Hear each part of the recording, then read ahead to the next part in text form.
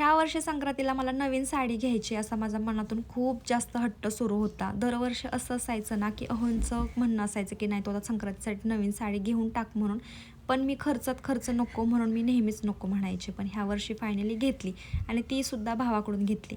झालं असं की पैंजण घेणार होता मला भैया. सो आम्ही दोघं पण निरेला गेलो. तिथे गेल्यानंतर मला 7,000चं पैंजण आवडलं. एकदम नाजूक होतं तरीसुद्धा त्याची प्राईस जास्त होती, कारण त्याच्यावरती डिझाईन छान होती.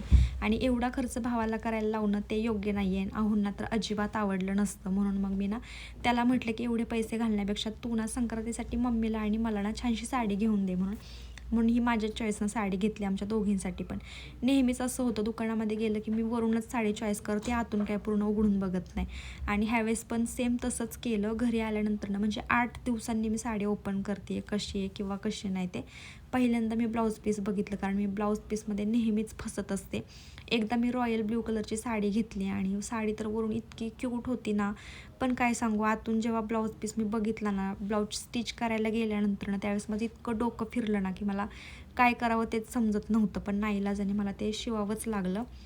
घरातली सगळी कामं झाली होती. धनुष स्कूलमधून आल्यानंतर त्याला फ्रूट्स कट करून दिलं आणि मग मी माझं काम करायला घेतलं.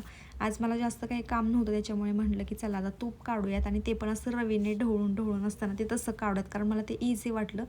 ज्यावेळी मला सासूबाईंनी काढून दिलं होतं. आणि असं म्हणतात ना, जे एखादं काम जेव्हा आपण स्वतः करतो ना त्यावेळेस कळतं की त्याच्यासाठी कष्ट किती लागतात. म्हणून अक्षरशः लोण्याचा गोळा माझ्याकडून अजिबात निघाला नाही. दुसऱ्या दिवशी मी मिक्सरने ते हे करून घेतलं. संध्याकाळच्या जेवणासाठी मस्त वाटाणा आणि बटाटा टाकून मिक्स भात बनवला होता. पोटभर जेवण केलं आणि संध्याकाळच्या वेळेला मग शतपावली करून मग घरी आलो. व्हिडिओ आवडला असेल तर नक्की लाईक करा आणि हो, फॉलो केलं नसेल तर प्लीज फॉलो करा. भेटू उद्या. Bye bye.